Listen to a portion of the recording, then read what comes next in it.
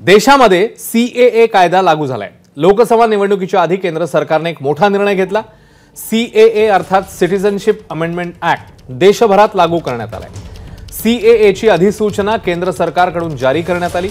नागरिकत्व सुधारणा कायद्यामध्ये 3 देशांमध्ये अल्पसंख्याकांना भारतीय नागरिकत्व देण्याची तरतूद करण्यात आली आहे। पाकिस्तान, बांगलादेश आणि अफगाणिस्तान या देशांमधील अल्पसंख्याकांना नागरिकत्व देण्याबाबत हा कायदा आहे। तर सीएए 2019 अंतर्गत पात्र असलेल्या व्यक्तींना भारतीय नागरिकत्व मंजूर करण्यासाठी ऑनलाईन अर्ज करता येणार आहे। केंद्राकडून ऑनलाईन अर्जासाठी वेब पोर्टलची माहिती देण्यात येणार असल्याचं केंद्रीय गृह मंत्रालयाकडून सांगण्यात आलं। तर केंद्र सरकारचा निर्णय हा संसदीय लोकशाहीवर आक्रमण आहे अशी टीका शरद पवारांनी केली आहे।